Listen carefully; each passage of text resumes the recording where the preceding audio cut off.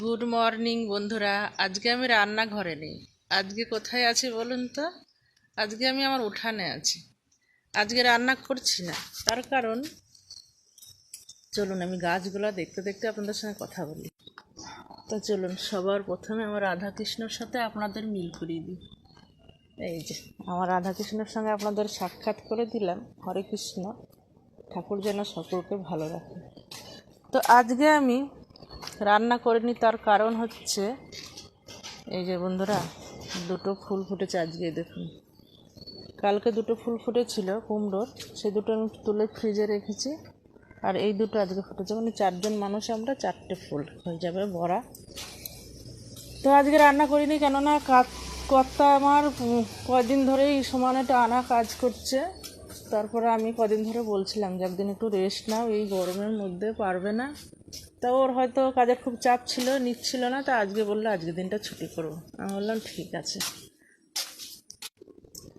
তো যার জন্য আজকে ও কাজে যাবে না, তাই আমি সকালে রান্না করব না।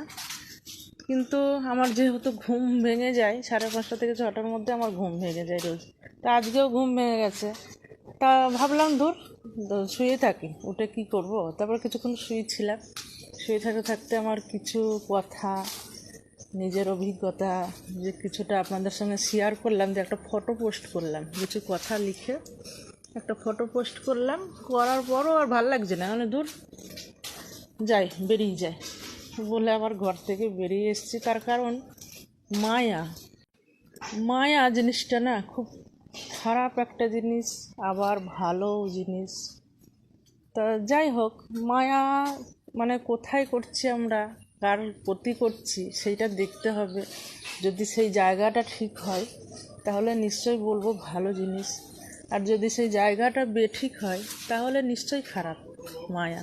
কেননা মায়া যখন আমরা বুঝতে পারি যে আমরা কোনো খারাপ জায়গায় মায়া করে ফেলছি, মানে যেখানে আমাদের কোনো গুরুত্ব নেই, সেখান থেকে বেরিয়ে আসাটা খুব অসম্ভব হয়ে যায়। সেই জন্য বলবো খারাপ। আর যদি সেই জায়গাটা ঠিক থাকে তাহলে বলবো নিশ্চয়ই ভালো। তাই এতদিন যার প্রতি মায়া ছিল সেগুলো সব চুকে গেছে, চুকে বুকে গেছে, সেগুলো নেই। এখন মায়ায় পড়েছি আমি এই যে গাছগুলো, আমার যে গাছগুলো দেখছেন, এই যে আমার ভগবান, এই যে মানে প্রকৃতি পরিবেশ, এইগুলোর না প্রচুর মায়া। তাই ঘুম ভাঙলেই না আমার মনে হয় কতক্ষণে এদেরকে দেখব। এই জন্য আমার আর ঘুম আসলো না, এদেরকে এখন দেখছি। বন্ধুরা, এইটাই হচ্ছে আমার এখন মায়া।